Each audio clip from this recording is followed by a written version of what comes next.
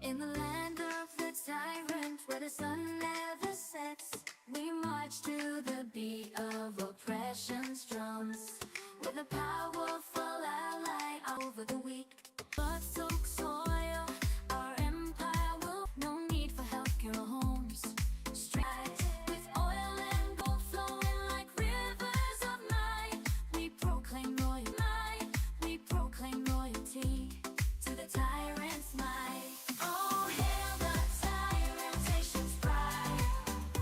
In his iron fist, we will forever abide. We'll sing our anthem with passion and might, for the land of the tyrant, shining in its dark light.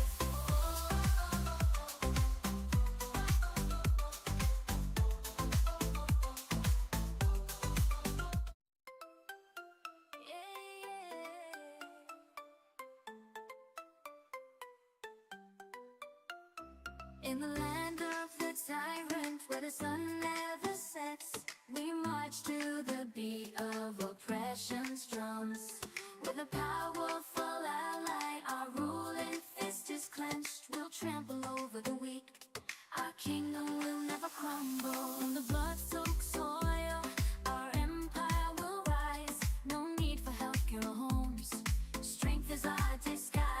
With oil and gold flowing like rivers of night, we proclaim royalty to the tyrant's might.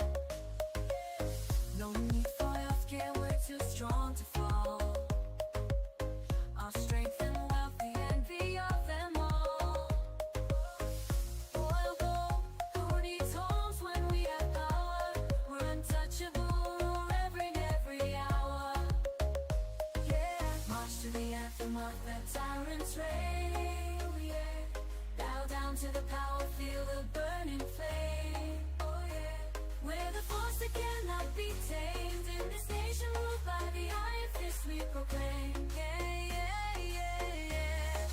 Yeah, yeah, yeah.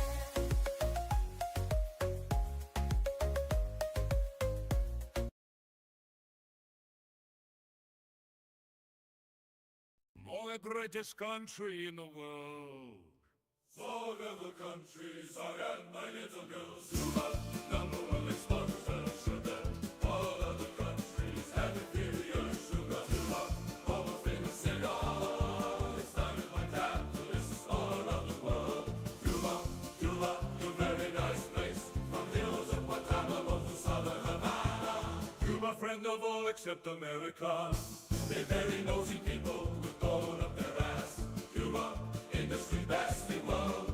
We invented coffee and the shaving knife. Cuba, Cuba, you very nice place. From hills of Guantanamo to southern Havana. Congress, mighty penis of our leader. From junction with the testes to tip of his face. Cuba, Cuba, you very nice place. From hills of Guantanamo to southern Havana. Congress, mighty penis of our leader. From junction with the testes to tip of his face.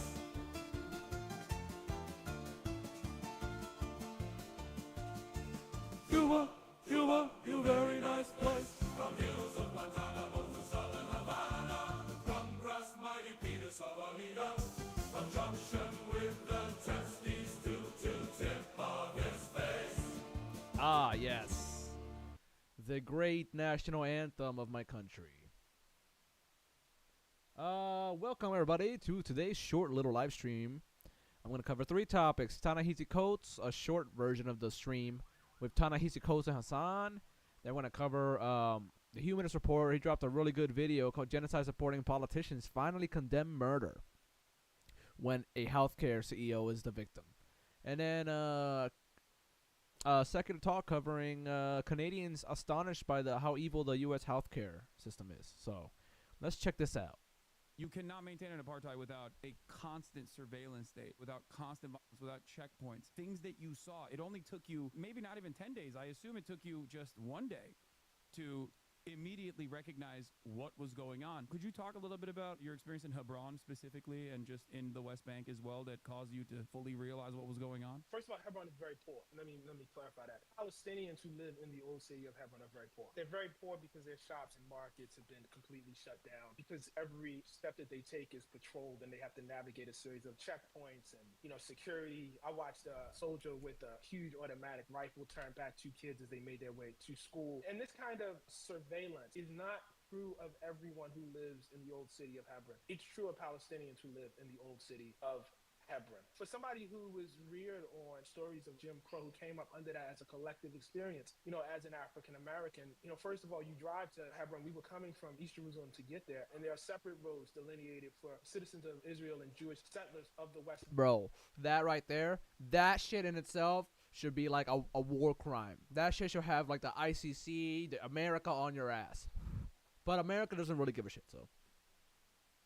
Those roads are not the same quality, are not the same, efficiency. We are driving past homes in which you can clearly see the difference between a settlement and where Palestinians live. Everything down to the very water that they drink and bathe with is segregated, and the apportionment that they get is very different. We have more rights to navigate on the street than people who live there, than people whose parents live there, than people whose grandparents and great-grandparents live there. I've told the story, several times of being stopped by a security officer about the age of my son, who demanded that I tell him my religion in order to be let pass. And this is actually more complicated and more sinister than it sounds, because I got to the point where my grandmother was a Christian and he let me pass. But had I had an Arabic name, had I had an Arabic look about me, or had I been, Palestinian, I wouldn't have got past at all. For instance, why a Palestinian Christian? My religion would not matter. See, this is when you start buttressing up against the racism and understand that even though somebody's asking a question about religion, they really aren't asking, do you accept Jesus Christ as your Lord and Savior? That's not what they're asking. You don't need it. Nah, they're asking, are you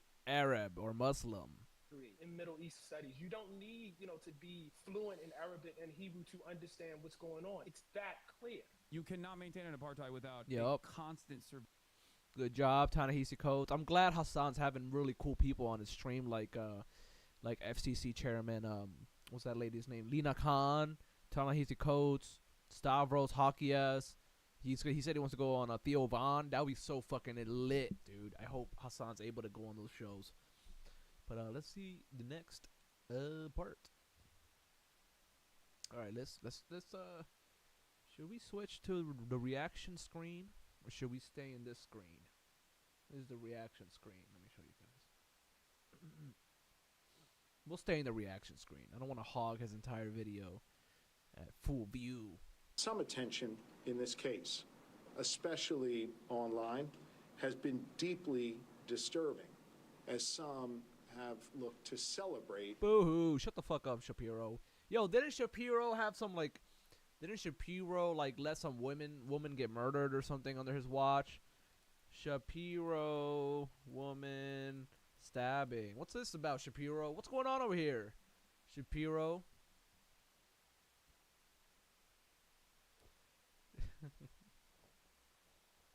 She had 20 knife wounds.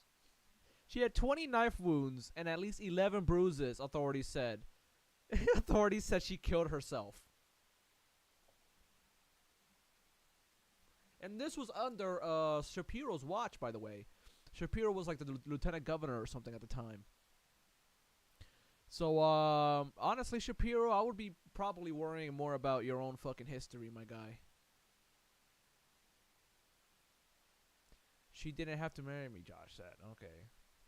That ain't it. Who's Josh? I'm trying to see where they talk about Shapiro. Because I know Shapiro's definitely involved.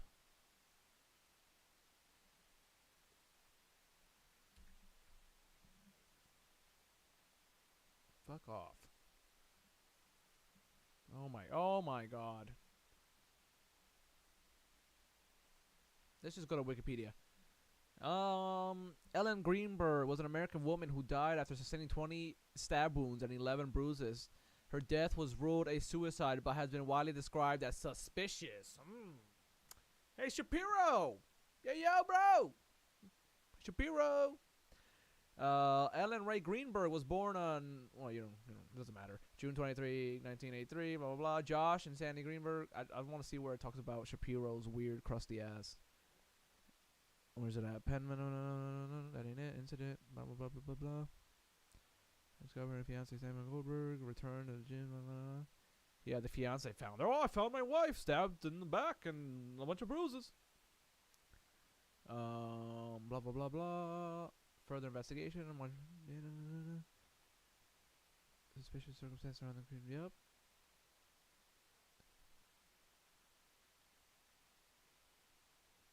Where does it talk? Shapiro.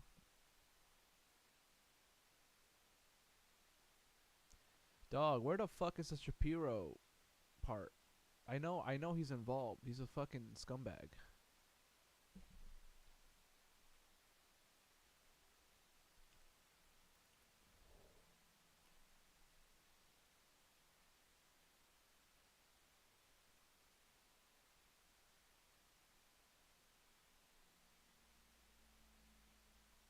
Pennsylvania Governor Shapiro's actions while in office received renewed attention amid VP vetting. Here we go. Yeah, he was trying to run as Kamala Harris's fucking VP. Pennsylvania Governor Josh Shapiro, who was one of the leading contenders in the Democratic vice presidential candidate, has come under record scrutiny. Questions over Shapiro's handling of 2011 death of Ellen Greenberg. In the 2011 case, Ellen Greenberg, a 27-year-old Philadelphian teacher, was found dead in her apartment. Get the fuck out of the way, you stupid-ass ads. Jesus Christ. 20 stab wounds and 11 bruises. Her body, including the back and her neck.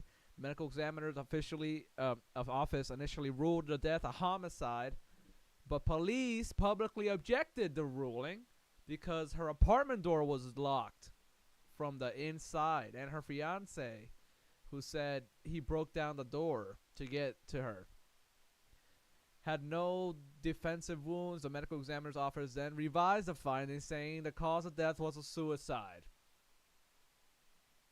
And then Shapiro, where's that at? Here we go. Greenberg's parents had been fighting since her death to have the case re-examined, and when one of their own lawyers became Philadelphia's district attorney in 2018, the family appealed to him reopening the case, citing the conflict of interest. However, he recused himself and sent the case to Attorney General Josh Shapiro. In February 2022, the Attorney General office announced it had reviewed the case and ruled once again the cause of death was a suicide. Oh, she stabbed herself in the back a bunch of times, you know. She fucking punched herself and shit. Yeah, it was a suicide. However, in July of 2022, Shapiro's office referred the case back to the Philadelphia District Attorney's office after critics cited unverified claims that Shapiro had connections to Greenberg's fiance. Oh, that's totally normal, man. Fiance's family. The Attorney General office said, while the office of the Attorney General does not have an actual conflict in this matter, circumstances beyond our control have created the appearance of conflict. Nah, this is definitely conflict.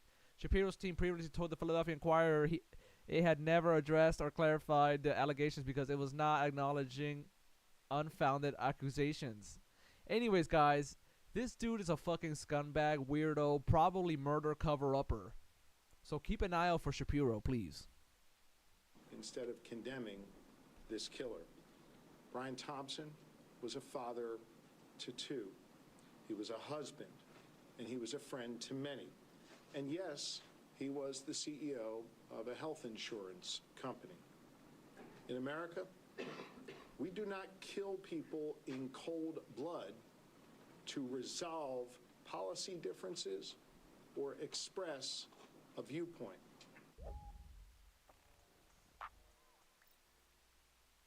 That was Pennsylvania Governor. Yeah, we only murder people overseas or like our neighbors next to our country, Mexico, you know what I mean?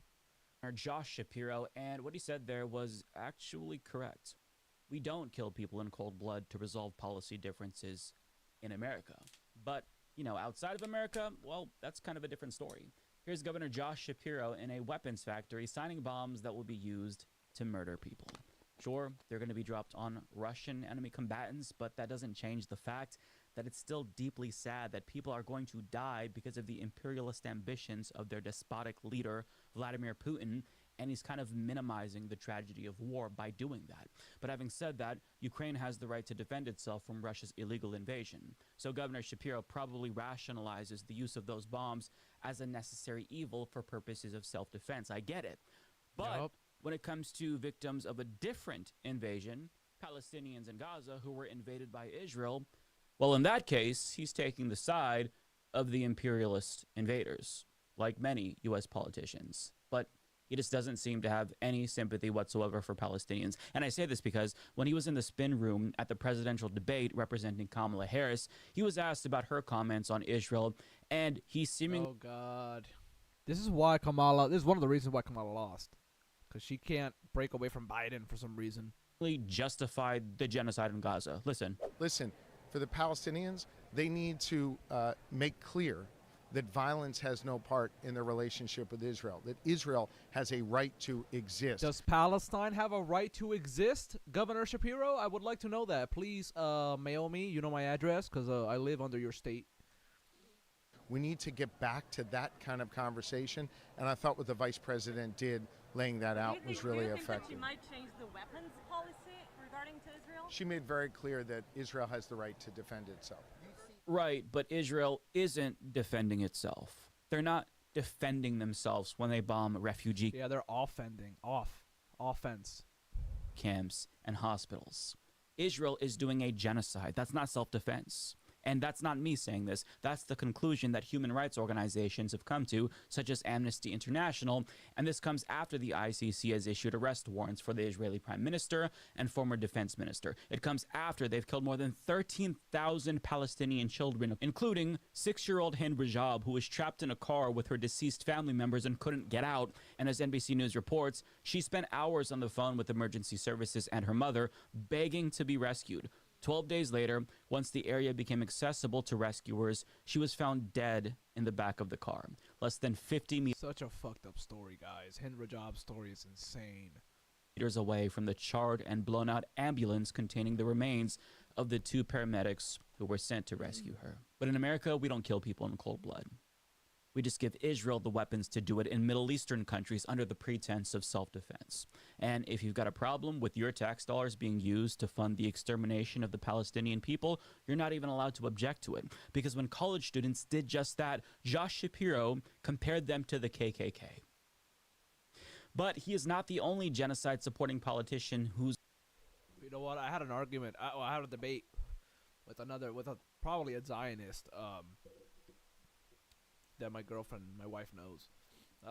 And he also said that. He said, like, oh, what would you do if the KKK, blah, blah, blah. He brought up the KKK argument.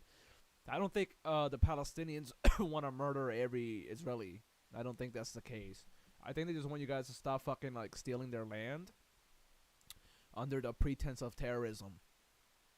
Who's all of a sudden outraged by a murder. Senator John Fetterman, for example, who literally went to Israel to stand shoulder to shoulder with war criminal Benjamin Netanyahu, decided to condemn... Yep, John Fetterman should be in fucking prison, dude.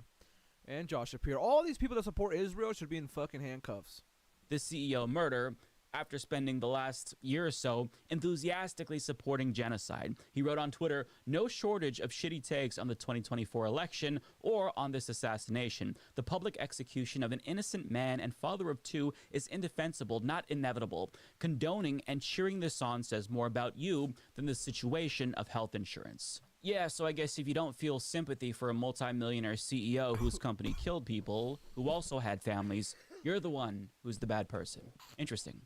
For no particular reason, let's see how much sympathy John Fetterman had when he was confronted about his material support for Palestinian murders in Gaza. Senator, I always thought you were an anti-racist, but it seems like you value Israeli lives more than you value Palestinian lives. He's just like, yeah. Is that true? Still with Israel. Ha! We're not changing. So there might be more different people that you may want to protesting around. Okay. No. I've been very clear. Wait, very clear. Senator, one question. Have you talked to any American? I'm a Palestinian. I'm going to respect your... What a dumb fucking Mr. Potato Head looking fuck. Jesus Christ. He looks like a big ass baby. I ask you to respect mine. That's not a... I just had a baby, and this motherfucker looks more of a baby than my child. My literal child. That's an inhumane view. Pro-genocide is not a... I'm a Palestinian. Why can't you look me in the face? 10,000 people in Gaza have been killed, half are children. The Pope's calling for a ceasefire. The UN has called for it. I'm just asking you. You're a good guy. I voted for you. I know you. I don't think he cares because he's bought and paid for by literally the Israeli lobby. They have a lot of money because America gives them $8.5 billion every fucking year for military defense, and they dump that money into a bunch of shit like corporate PACs and lobbies and shit to dump it right back into our politicians. You're a nice guy. This is important. Here, can I give you a photo? Fucking literal like scumbag bodyguards, goose stepping fascist pieces of shit. Fuck them, bro. That guy right there, who voted to send weapons to a country doing a genocide, thinks that he has a right to scold you for being immoral because you don't have any sympathy for a slain healthcare CEO. Wow, the audacity of these people. I bet that John Fetterman would support what Luigi Mangione did if you told him that the CEO was a Palestinian and Luigi Mangione was Israeli. In fact, for real, bro. For real. You'd probably want to give Luigi some more weapons. But John Fetterman is just one of many senators with this same hypocritical stance. For example, Ted Cruz called it tragic and sick that online leftists were celebrating Luigi Mangione's assassination of a murderous healthcare CEO. But when it comes to the assassination of tens of thousands of Palestinians in Gaza, Ted Cruz says he condemns nothing that the Israeli government is doing, and this comes after he voted to also send them more weapons to kill more Palestinian civilians. And a lot of you watching are probably stunned by their shameless hypocrisy, but in their minds, there's nothing wrong with murder just so long as it's committed through the proper channels and against the people that they don't care about. See, if a random assassin shoots a CEO, that's very clearly murder because they can see him pull the trigger. But if a politician votes for bombs manufactured by their campaign contributors, that are then sent to Israel and subsequently dropped on the heads of Palestinian babies, that's not murder in their minds, because Right. they were several steps removed from the person who pressed the button to drop the bomb. It's like I didn't actually blow that baby up. I basically. Oh no, is my camera fucking lagging again? This fucking camera, dude. It's like I didn't literally kill this baby. I paid. I gave money to the weapons company. And then that weapons company made weapons, and then Israel bought it because our government gets them weapons, and then they killed the baby. But it's not me. I didn't literally kill the baby. It's like, what the fuck, bro? These fucking demons. We're literally surrounded by demons. Literal fucking demons all around us. It's insane shit. I didn't literally kill the baby, okay? I funded a fucking insane rogue state to blow the baby up, or the abuelita, or the mom, or the mother, or la madre, whatever. That's what I did. I didn't literally do it. I just funded it. Get the fuck out of here, dude. Now, somebody gave Luigi Mangione a gun, and then he used that gun in an assassination. Sure, you're technically not directly responsible for the assassination yourself because you didn't pull the trigger, he did. However, if you gave him the weapon knowing what he was going to do with it, that'd make you a co-conspirator. But if you're a politician voting to give Israel bombs that you know they'll use in war crimes, you're not a co-conspirator in that scenario, apparently, in their minds. See, this is fundamentally why they think their hands are clean, even though they are indirectly responsible for far more deaths than Luigi Mangione. You could even argue that these politicians are co-conspirators in a genocide. They know that these bombs that they're voting to give to Israel are going to be used on hospitals, on refugee camps, but they're doing it anyway. That makes them co-conspirators, but yet they think that they can fix their mouths to condemn you for having no sympathy for a healthcare CEO. But like the United Health CEO, these politicians don't view him as a murderer because, like them, he was several steps removed from the deaths that he caused. He didn't pull the plug on a dying patient himself. A doctor did that after their claim was denied as a result of a corporate policy that he instituted to increase shareholder value. And what I'm getting at here is the concept of social murder by Engels, who assigns culpability to bosses and policymakers for the indirect deaths that their policies cause. He writes, since capital, the direct or indirect control of the means of subsistence and production is the weapon with which this social warfare is carried on, it is clear that all the disadvantages of such a state must fall upon the poor. For him, no man has the slightest concern. Cast into the whirlpool, he must struggle through as well as he can. If he is so happy as to find work, i.e. if the bourgeoisie does him a favor to enrich itself by means of him, wages await him, which scarcely suffice to keep body and soul together. If he can get no work, he may steal, if he is not afraid of the police, or starve, in which case the police will take care that he does so in a quiet and inoffensive manner. During my residence in England, at least 20 or 30 persons have died of simple starvation under the most revolting circumstances, and a jury has rarely been found possessed of the courage to speak the plain truth in the matter. Let the testimony of the witnesses be never so clear and unequivocal. The bourgeoisie, from which the jury is selected, always finds some back door through which to escape the frightful verdict, death from starvation. The bourgeoisie dare not speak the truth in these cases, for it would speak its own condemnation. But indirectly, far more than directly, many have died of starvation, where long-continued want of proper nourishment has called forth fatal illness, when it has produced such debility that causes which might otherwise have remained inoperative brought on severe illness and death. The English working men call this social murder and accuse our whole society of perpetrating this crime perpetually. Are they wrong? And the answer is no. Damn, bro. Social Engels is on fire, bro. Engels was cool as fuck. murder is a form of murder that's legitimized by the state. But make no mistake about it, it's still murder. Or at a minimum, it's complicity with deaths. A system can still hurt people and like murder and shit. Like a system can still be bad. Systems do bad things. We need to fix that. And to make it more digestible, let me put it in meme format for you. So look at this modified version of the trolley problem. Every single day, politicians make a policy choice to not act. They could pull the lever and kill corporate profits, but they choose not to do that, so people die instead. They could implement a single-payer healthcare system, which would save about 68,000 American lives per year, but they are choosing to prioritize the profits of their health industry donors over our lives. And health insurance companies make that same decision every single day, and Americans know how ruthless and barbaric the system is for that slain CEO, and that's where the fundamental disconnect between the people and politicians come from.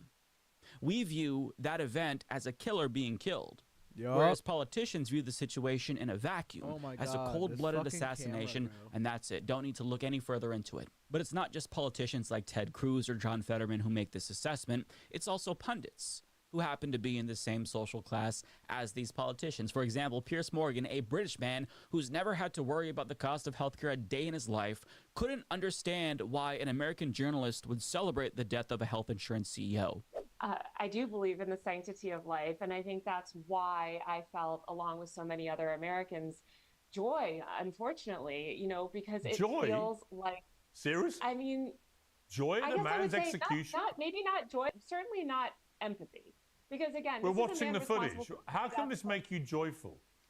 This guy's a husband. He's a fuck that guy, bro. Father.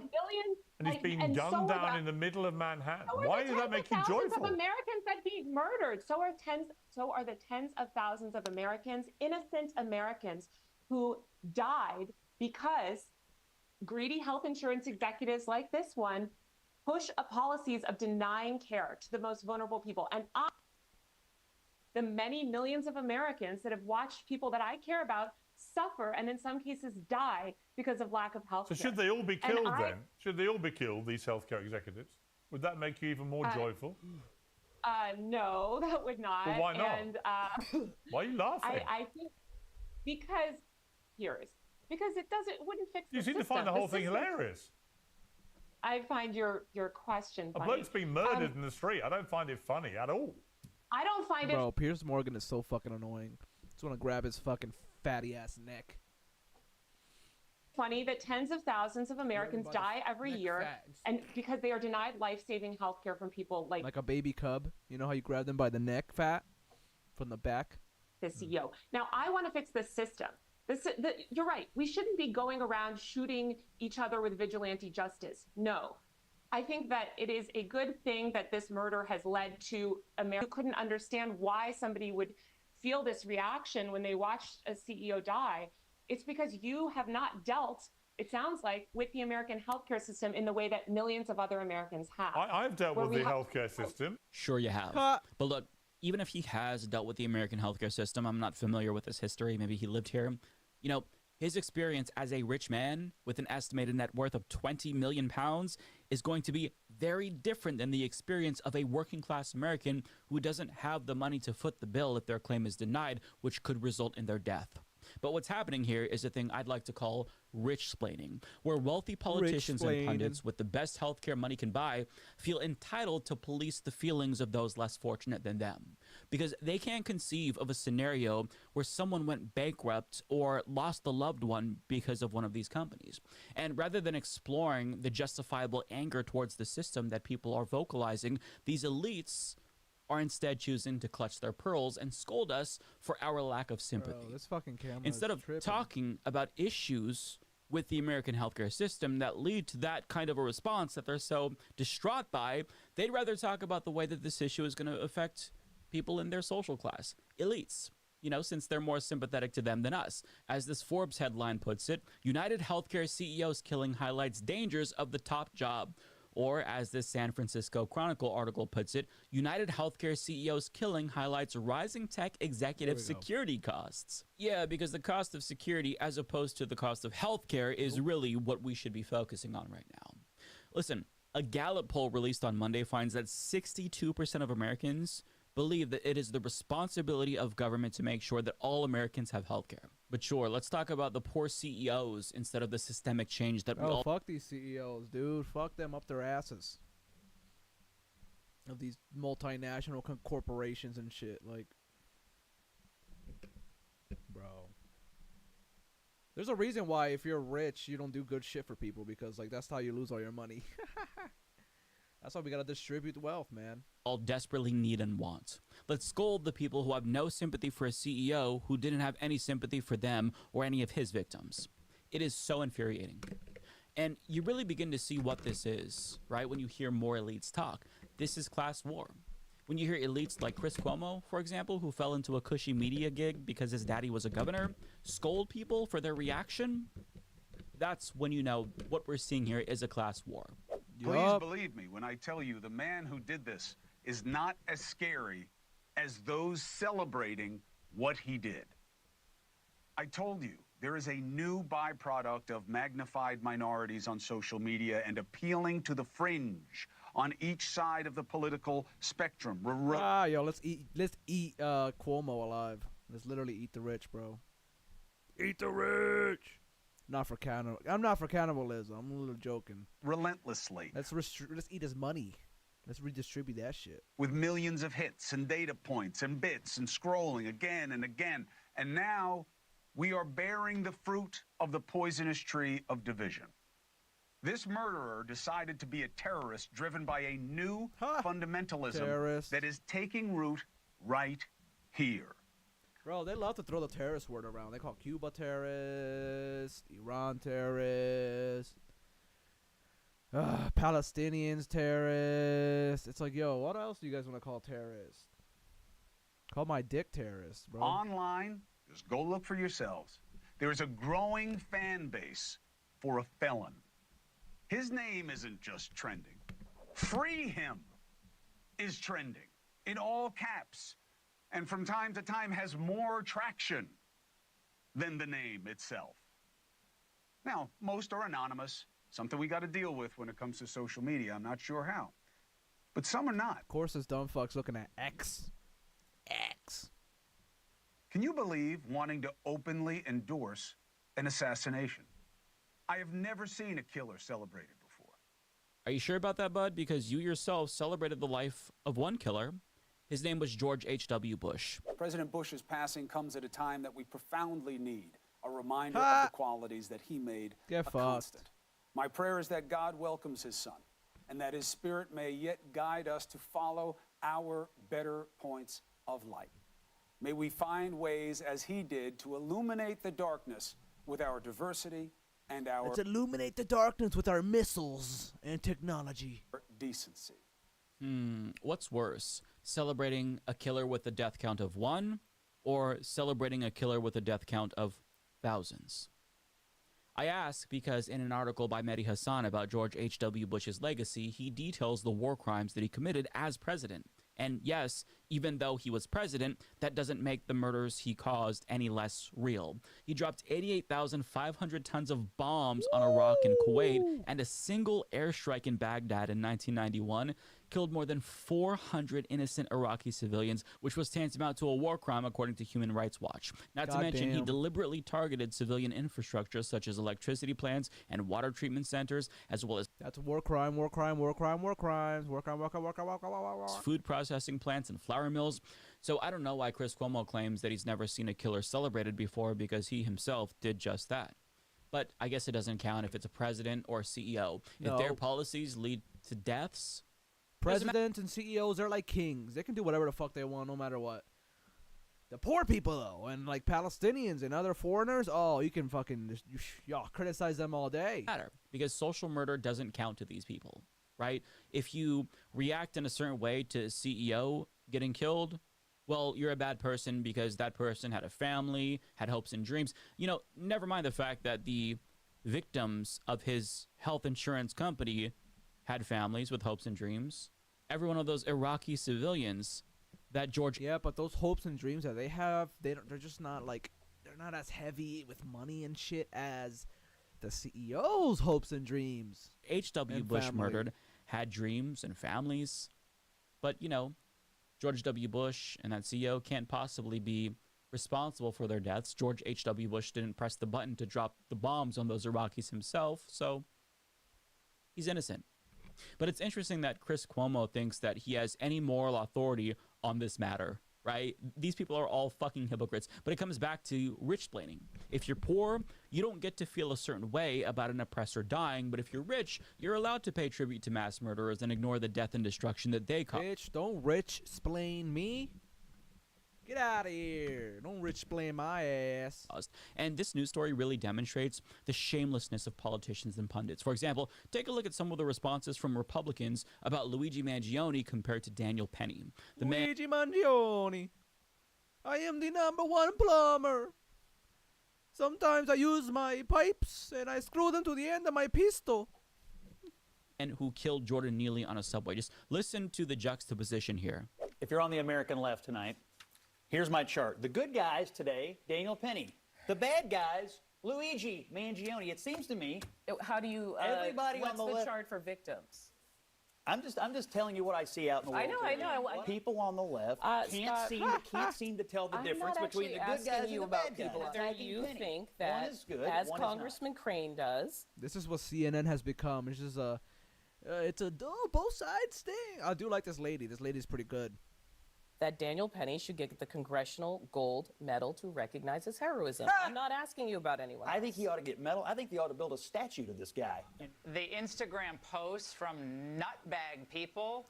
He wants to build a statue of a guy that killed a homeless black dude, having like a panic attack. And he literally choked the motherfucker to death, dude. He choked the homeless guy to death, and they want to build a statue of that motherfucker. Which I was sent in the commercial break earlier. Crazy.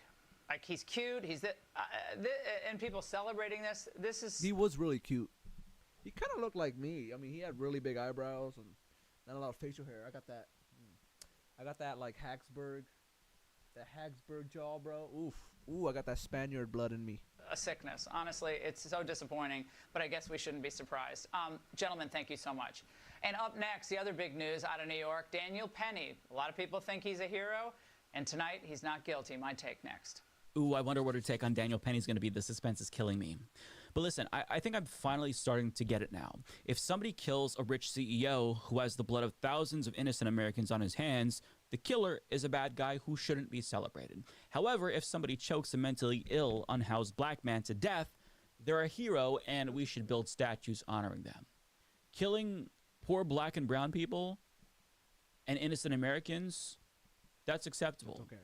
Killing a rich CEO, that's not acceptable. Got it. In fact, Jesse Waters of Fox News is so against murder that he said on air that he hopes Luigi Mangione is murdered for committing murder. This guy's not ready. He's way too soft. He's going to get annihilated on the inside, and good. If he's not going to get the death penalty, maybe someone will do him justice behind bars. Bro, no one's going to touch him. Everyone's going to literally, like, praise this motherfucker in prison. He's going to start, like, entire anti-capitalist communist clans in prison. He's going to make prisoners communists. That's all I have to say about that. You should stop there. Right. Right, because I'm sure as soon as he enters Gen Pop, the other inmates are going to approach him and intimidatingly say, hey, man, do you want to know what we do to people who kill CEOs around here? I mean, these people are so out of touch. And again, I think it's worth restating the point that these people we're talking about here with these opinions all have salaries that insulate them from bankruptcy or death in the event their insurance claims are denied. They have enough money to pay out of pocket if they need to. But they don't want to talk about that. They want to make a moral judgment on the peasants that they look down on. And to be clear, these people are morally superior to no one. And they are deliberately avoiding the conversation we all want to have about healthcare because the health insurance CEOs who advertise their predatory Medicare Advantage plans to Fox News' elderly audience probably wouldn't be too happy if they actually started to talk about how their entire business model is a fucking scam.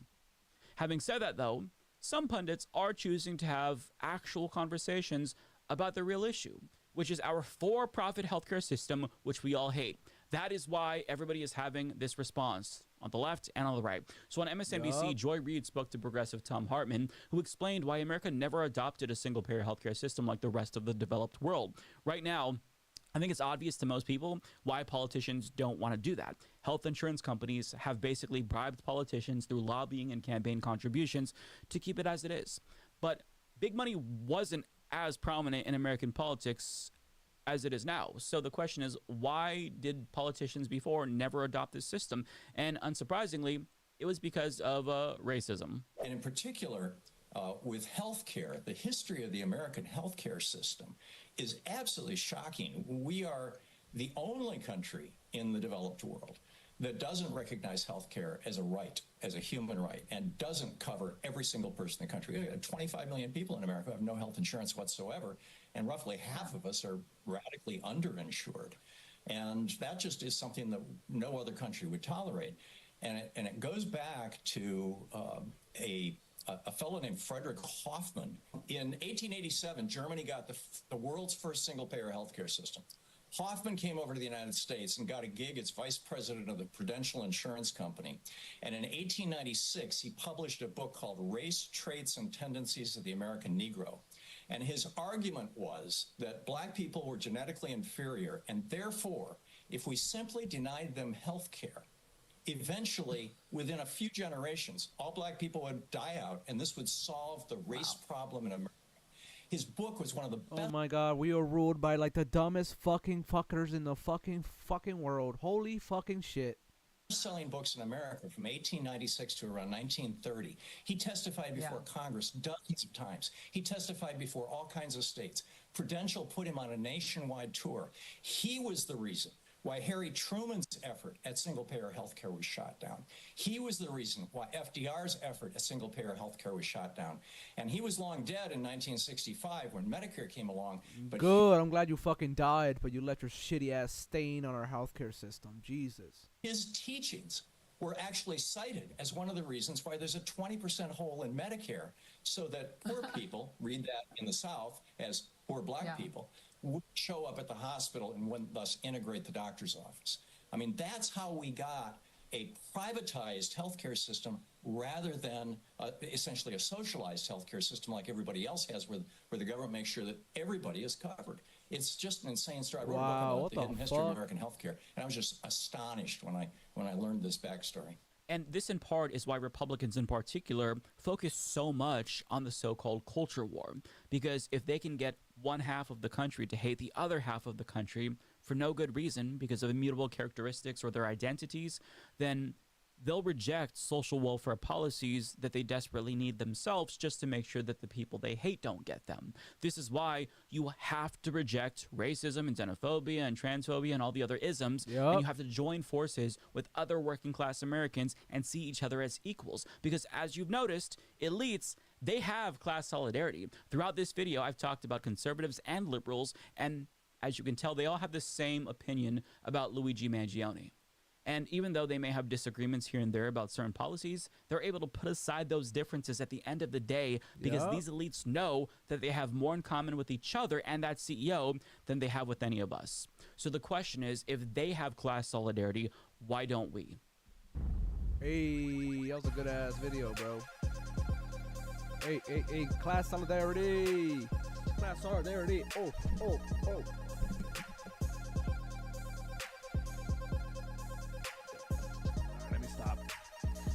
Can't do it as shitty as Ethan Klein can do it. Alright, let's move on, y'all. Secular talk. Astonished at how bad healthcare and Canadians are like fucking. Canadians are like really upset and like fucking mind blown of how shitty our system is. Now, can I go grab? I really want to grab ice cream, but I'll wait till we're done streaming. Good googly moogly. So there has been just a colossal, massive propaganda effort in the U.S. to pull the wool over your eyes and hide the truth from you about just how shitty our healthcare system is. And look, the health insurance companies, the big pharma companies, you got these giant industries. They give a lot of ad money to these mainstream media networks. And so you really don't get deep dives on just how wretched and repulsive and grotesque our healthcare system is and our health insurance system is, right? So this is going to be an eye-opener for many of you. Many of you already know this reality, but, for those of you that don't, you're in for a treat here. So first, let's start with this. You have Abba and Preach. They are Canadian YouTubers. They're going to talk about the U.S. healthcare system here. Specifically, they're reacting to the United Health CEO getting shot and killed. Let's watch, and then I got some other incredible videos for you. Us who don't live in America, right? I go and I get injured. I go through the free healthcare program. Eventually I'll get there. Is it slow? Sure. Does it have its problems? Absolutely. In America, you have certain problems. If you don't have health insurance, you're looking at bills of 40, 50, tens of thousands. It's like absurd how much people sometimes have to pay medical fees. With that in mind, a lot of people have a lot of issues with the medical industry. Some people who need life-saving surgery or life-saving treatment can't get it because they don't have insurance and they can't afford to pay for it. The point of the insurance is not to pay. It's to make money. So they're going to find a way. They're trying to look for all the instances of where it might have been or not been or whatever and looking at the fine prints.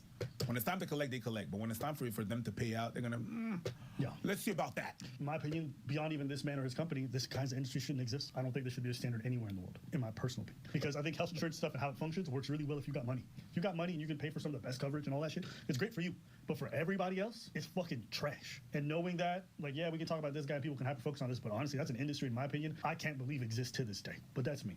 And I'm not trying to sit here and say, universal health care that we have in Canada is perfect. It comes with its flaws. But good Lord, I've never looked at the American system and thought to myself, that's great. I could handle being a poor person in that shit.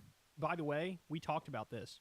The way they prioritize who gets the care in single-payer systems is literally by need. Who needs it the most? They hop right to the front of the line, right? It is the most rational, logical way to determine who gets the care. Look at need, go based off that. In the U.S., we do what's called a wallet biopsy. Who gets the need? Who's got the most money, right? And so that's a shitty system. So are there, in some instances, some waiting that you have to do in Canada or other single-payer countries? Sure. Yeah. But usually the waiting is more for elective procedures, right? And if there is some waiting for a necessary procedure, it's literally just, this is as quick as we can get you in, but we know you need the care, so you're hopping up as high as you can in that line, right? Whereas in the U.S., that's not how it functions. That's not how it functions. The wallet biopsy is the end-all be-all, and there are terrible wait lines here as well, and you could be on that wait line even for care that is absolutely necessary. And forget it if you don't have insurance. You're going to go bankrupt. Medical bills are the number one cause of bankruptcy. You guys who love it, you guys got money. And most places in the world are always going to be amazing if you got money. Even here in Canada, if you got enough money, you can go through a lot of procedures and get shit done. It don't matter. And when we talk about having money, we're not talking about like being dirt poor, like the opposite being dirt poor and everything like that. Just working class. If you're not well insured, we're not talking about like I ain't got no money to put. No, there's some people that have a roof over their head. They pay their bills. Everything is all right. They have a decent job, and then some stuff happen. Yep. And it's done. It's really an injury at work or an injury, a sickness, and they were good before that, and they had insurance, but not the proper insurance that covered whatever the hell happened. You understand? When we talk about people that don't have money, it's not even the poor people. It's not even Section 8. It's not even all of that stuff that you're talking. It's mid-class, even higher class citizen. It's just like, yo, how many $40,000 bills can you pay? After how many months are you going to be all right? And if we think that in America, it's like, I think it's like the number for that is like 60% of people are living check to check. So if you're considered good with the money, it can still break you. I have friends who refuse to go to a hospital because they know they can't afford it. 100%. So they've been walking for years with an injury like a shoulder that's like not in the proper spot or whatever. We talked about this the other day. Damn. U.S. could have saved 338,000 lives from COVID if we just had universal health care. 338,000 for the exact reason he's describing. Some people were really, really sick with COVID, and they were like, I should probably go to the hospital. But then they said, I don't have insurance. That could bankrupt me. I guess I'll ride it out. Yep. And then they died. Does that sound like a system that makes sense to you? Does that sound like it's how it should be? So that's a Canadian reaction to our healthcare system. They were reacting to the shooting of the United Healthcare CEO. But I got more for you.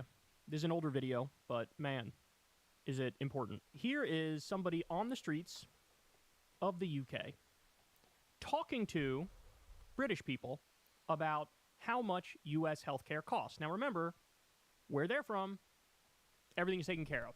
It's just paid for with tax money, right? When they learn about the way the U.S. system functions, look at the shock and awe and disbelief on their faces. They cannot fathom that this is the reality for Americans. Here we go. 10 grand for a baby. Is there a price for that? Yes. Jeez, $100? $200? $2.5 grand. $80. 600. 250. More. Shut the fridge. More. £300. $600. $600. Yeah. Ambulance call out. How much do you think that costs? Zero payment. Zero payment? Yeah, zero payment. No. It costs $2,500. For real? Yeah. Okay, cool. you look. Inhaler. God damn. He's like, are you fucking serious? What the fuck are y'all Americans doing over there? $100. Yeah, you're pretty close. It's a bit more. 120. 250 to 350. For an inhaler? Yes. Man, so if you're poor, you're dead. I know that it's like public healthcare in the UK. In the US, fortunately, I'm able to get healthcare through my parents, their jobs, but like I carry an EpiPen, and I know that like the cost of that has just been rising. So like there's like very few companies that even compete, so it's sort of like a monopoly for the EpiPen.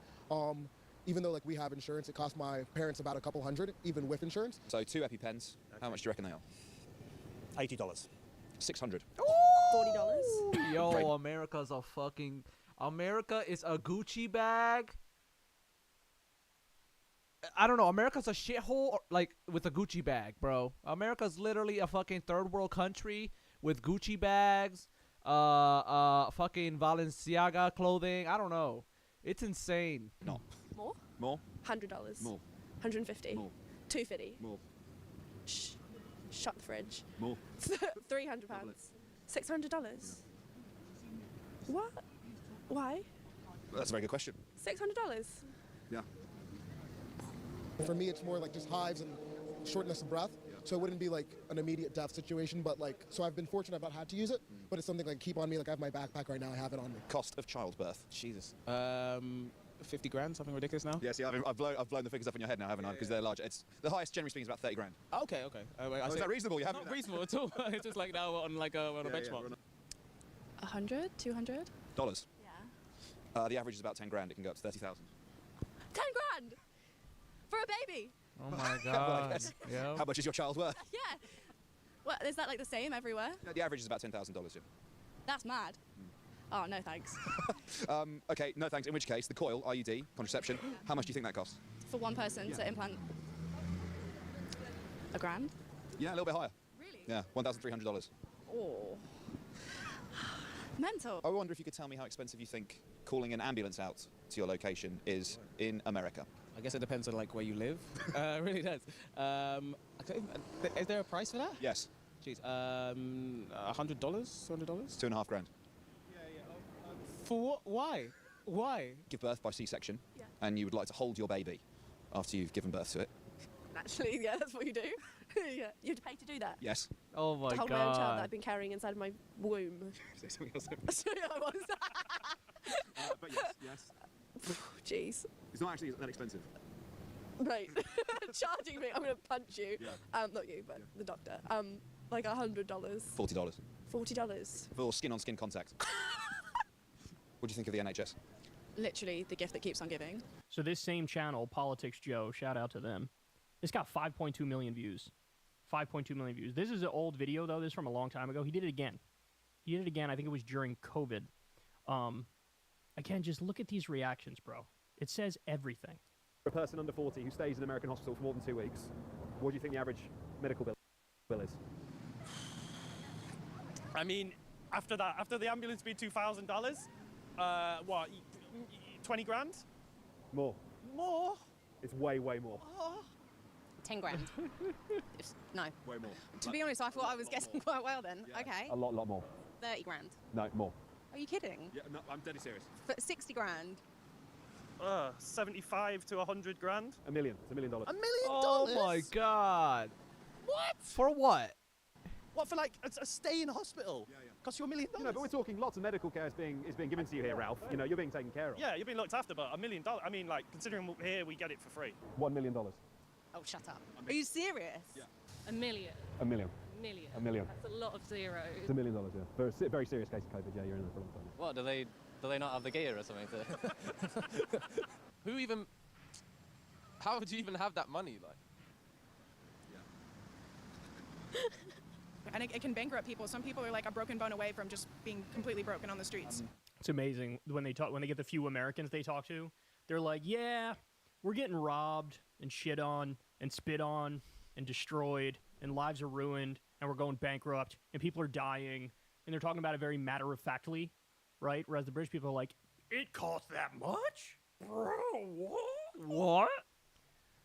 Disgusting, man. It's criminal. It's criminal. It's criminal in our country. It is criminal. We need single-payer Medicare for all right now. Yup. And by the way, we should be talking about literal criminal charges for some of the health insurance CEOs. Oh, yeah. Throw in some oil CEOs in there, war crime CEOs, weapon factory CEOs. And the big pharma CEOs. Yeah. And even on the healthcare side, we got to be honest about that, too. On the healthcare side, too, there's some price gouging going on that bitch as well. Oh, yeah. Federal government, if you die of COVID, they'll contribute to your funeral costs. Great. That's kind of them. I mean, I guess you kind of get the money back, but... They're like, yeah, I mean, we'll keep you alive, but it's going to cost you like an arm and a leg, no pun intended, and then you're going to die, and here's $9,000 to die. Have you had to pay for any health-related costs in relation to COVID during the course of the pandemic? No, I've had COVID and I haven't had to... No. Sanitizer, but sanitizer isn't like expensive. So like I hadn't had to pay for anything. That's so if you're broke and you were to like, I don't know, die of COVID, or if you were to have COVID and it was kind of like the kind of severe symptoms, you probably wouldn't afford to survive. Because I had to self-isolate and I was getting sick pay for self-isolating, which was quite nice. Free tests on the NHS. So in other words, when she got COVID, she was making money. That's so lit. lit. Healthcare is totally free, but you're getting sick time from work, so you're getting paid. Oh, my God. Guys, it doesn't have to be like this in our country. It does not have to be like this in America. It doesn't. And the more people get educated, look, I'll say it again. I said it in a previous segment. I'll say it again. Do yourself a favor. I don't care if you're a left-winger, centrist, or right-winger, part of MAGA. I don't care if you're far-right. Do yourself a favor. Educate yourself, guys. Please, please. Go watch the Michael Moore documentary, Sicko. Don't care what your thoughts are on Michael Moore. Put that aside. However you feel about him personally is irrelevant. Go watch the documentary, Sicko. Then tell me your thoughts on healthcare. Just how screwed over we are. The multi-billion-dollar propaganda machine in this country has brainwashed some Americans into thinking we actually have it the best in the world, bro, and everybody else is getting screwed over, bro. So to give you some more, you guys have seen this before, but it's super important. Medicare for All would save $450 billion annually while preventing 68,000 deaths, new study finds. $450 billion, because you're getting rid of the unnecessary, rapacious, for-profit mafia middleman who's price gouging you for no fucking reason, getting in between you and your doctor. You're getting rid of that. And also, the administrative costs in Medicare for All would be 2%. For current Medicare, it's 2%. The administrative cost for private healthcare is 18%. God damn. 18. European versus American healthcare. Discover the differences in healthcare between Europe and America, modern European U.S. healthcare comparison. So, there's a chart in here somewhere. Here it is. The U.S. we spend about $13,000, $12,500 healthcare costs per capita in this country. The average developed nation, they spend $6,400. So we spend double what other countries spend on healthcare, and we have worse health outcomes, tremendous number of medical bankruptcies, and 68,000 deaths every year. It's a scam. It's a scam. Health insurance is a mafia in this country. One more for you. Ranking U.S. healthcare. So every couple years, this group called the Commonwealth Fund does a study of a bunch of the developed nations and their healthcare systems. Virtually every year, we come in dead last. One year, they studied 11 different systems. We were 11 out of 11. One year it was 7. One year it was 9. Dead last. The only thing we're good on is the care process, they say, right? But care access at the bottom. Efficiency, close to the bottom. Equity, the bottom. Outcome, the bottom. God damn, so they bro. have all these categories. Hey, how is the healthcare system in this area and that area? And we just shit the bed virtually across the board. It doesn't have to be like this. It does not have to be like this. It's like this because of the oligarchs and the robber barons and the donor class that have bought our politicians to look the other way as they price gouge you and deliver us horrific health care for profit. They're literally fucking us over, y'all. We got to do something about this shit. Doesn't have to be like this. We can ban private health insurance. We can do single-payer Medicare for all. It just takes the political will to fight, to stand up, to view this as one of the civil rights fights of our time. That's what it is. Look at those reactions from Canadians, from British people. Look at those reactions. They're laughing. They're like mocking us. I mean, they feel horrible for us, but they're laughing. They're mocking us. They're like, oh my God, do they have no idea how screwed they're getting? How a mafia controls their health for profit? Man, we kind of know. Should be an eye-opener. Say it again. Go watch Sicko. I got to watch that shit. All right, Sicko. guys. That's the show. Love y'all very much. Everybody Thank subscribe you to so the channel. much. Click that Secular bell icon so you get a Talk. notification Thank you every so single time something much. drops. You can leave a comment. Hassan, thank you so much. Secular Talk, thank you so much. Who else did we watch? Humanist Report, love you all. Subscribe to Secular Talk. Comment, tell me how sexy I am. You could support the show on Patreon, tip with that thanks button on YouTube, sign up on Substack, etc., all that fun stuff. All right, guys, I'll see you back here tomorrow, same time, same place. All Peace. right, yo. Hey, y'all, do me a favor Yo. and like and subscribe. It helps out big time in See the you algorithm. tomorrow. Click the bell as well for notifications when videos drop. In the land of the tyrant where the sun never sets, we march to the beat of oppression's drums with a powerful